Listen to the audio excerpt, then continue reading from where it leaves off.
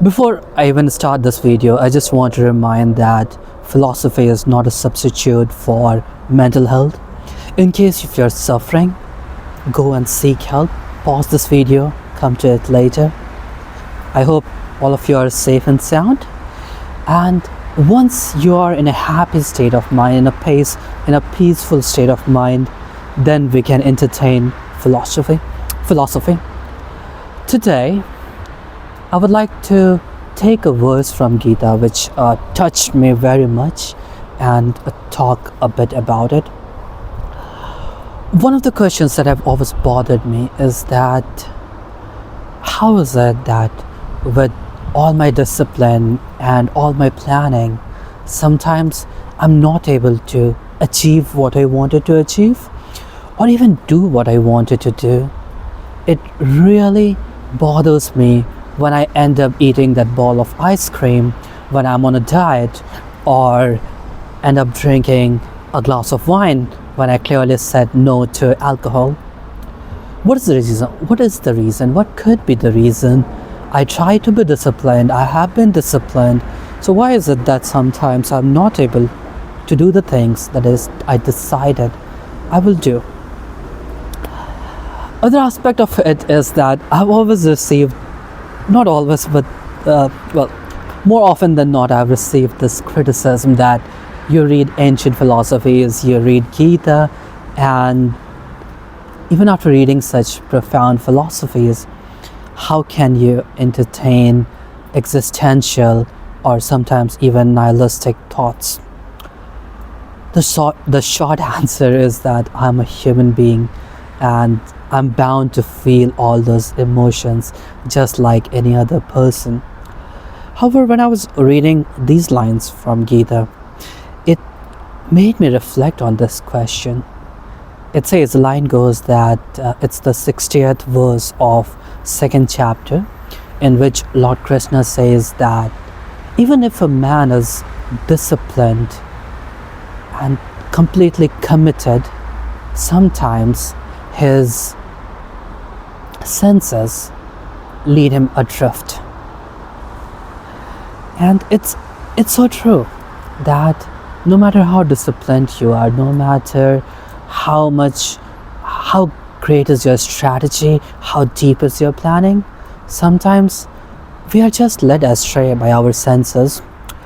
Now, in a different slok, Gita also talks about senses and sense objects, and says that how senses are drawn towards sense objects, and a person who is wise does not let his senses go adrift every time. So one good example is that your tongue is a sense organ, and when you see something something mouth-watering, such as a chocolate or your favorite dish, ice cream, then immediately your mind goes, oh, I want that ice cream.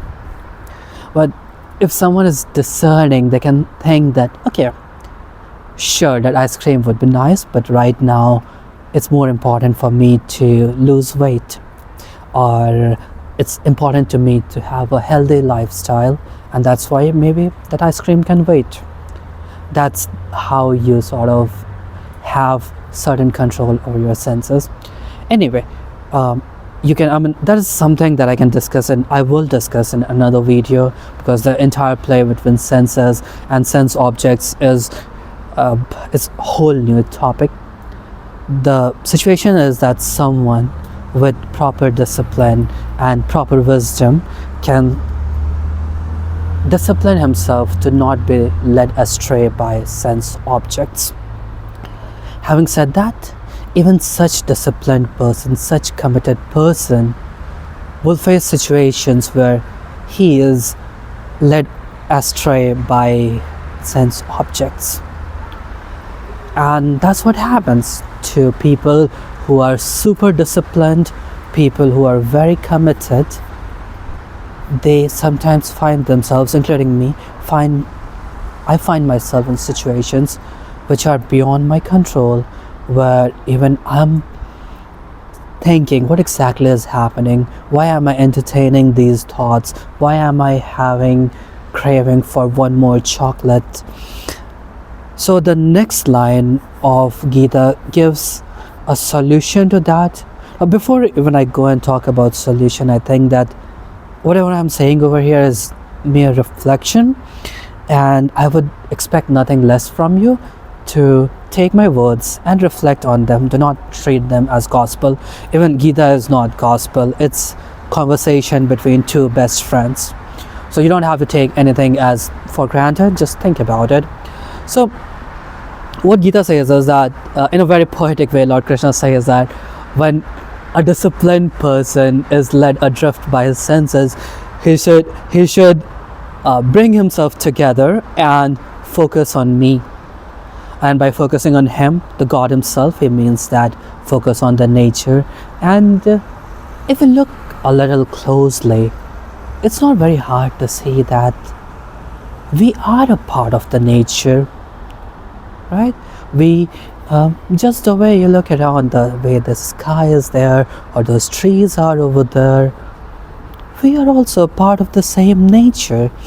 And to a great extent, we do not know about ourselves. The more I go deeper and deeper, the more I realize that I have very little idea of who I am. I can see a pattern, I can observe myself, but can I know myself completely?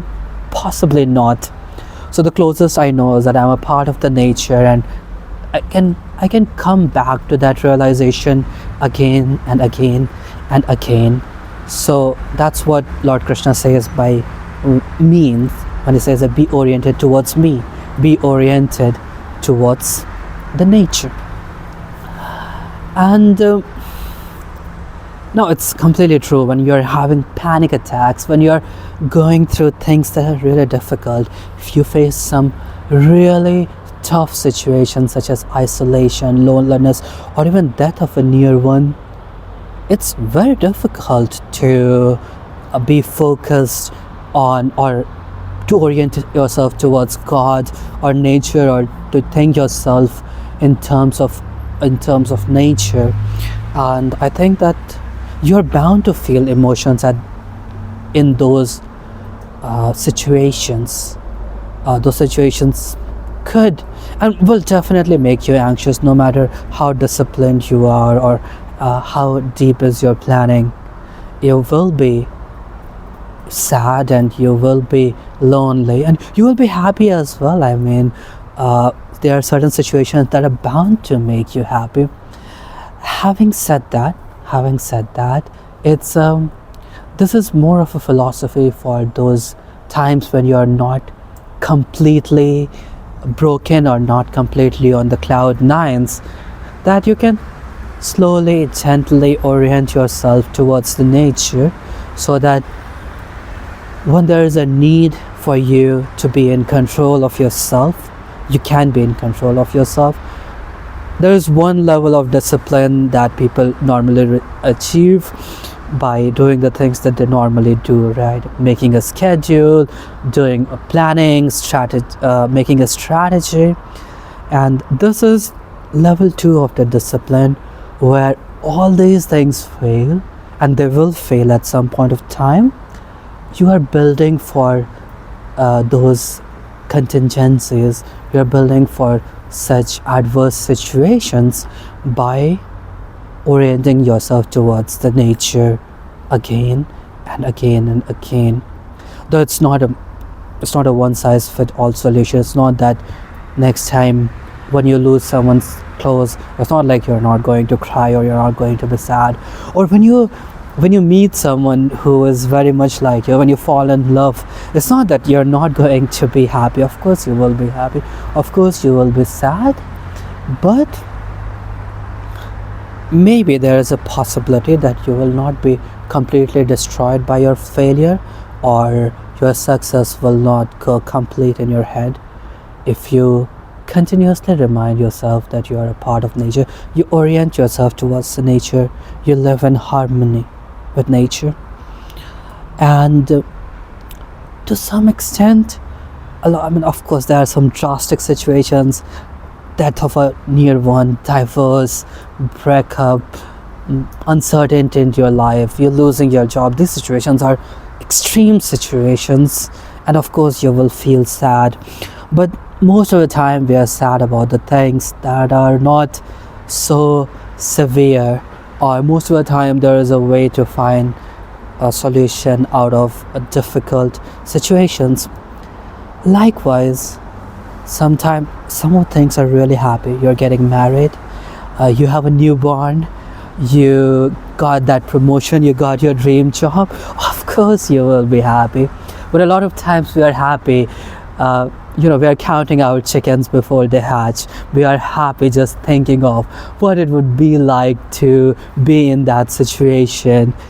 And that is exactly what I said, that counting your chicken before they hatch, or suffering more in your imagination than reality. And these two situations could be in check by having that control. So this is discipline 2.0, and that's an answer to the question that why even I am sometimes end up entertaining existential or nihilistic thoughts, why even I end up eating that ball of ice cream or having that glass of wine.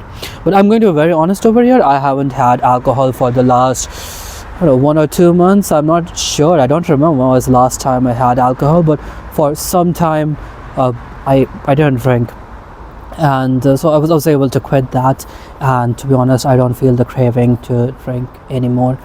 But I think it's also that I'm oriented towards something that's more important to me.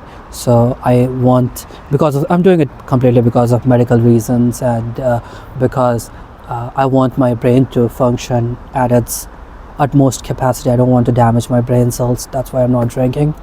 So usually I don't get temptations. I can be established in this wisdom and the clarity, that why I'm not drinking.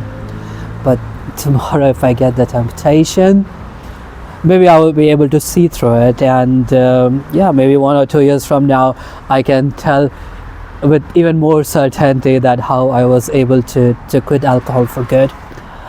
So the verses that I took from Gita were in Sanskrit. It goes that what was that?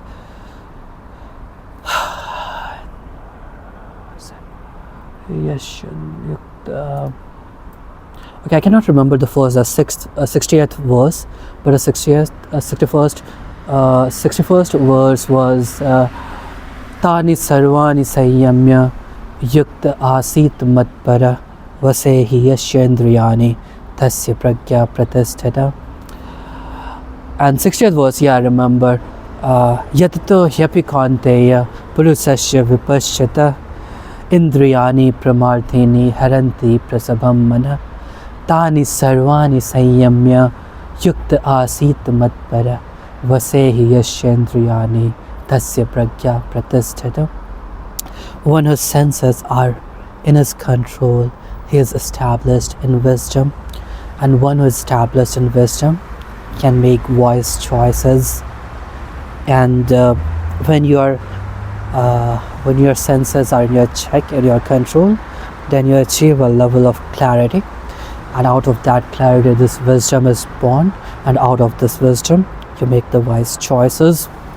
So yes, you can fail, you can make wrong decisions, and I think it's important to get to the right decisions. Even when you even if you make a wrong decision, it's very important to get back up. And to get back up, it's important to live in harmony with the nature and sort of cultivate this mindset when you're still in a happy state of mind. And that's why I said in the beginning of this video that if you're very disturbed, philosophy is not going to help you. Medical science will. Please take care of yourself. But when you're happy, reflect on these philosophies, and I would be very happy to listen to your experience. If you have read Gita, happy to share it with me, or in general your discipline, your struggles with discipline. How did you become disciplined? How did you become committed? I'm happy to hear that. So please drop a comment over here on the YouTube, and I will see you in the next video. Thank you very much.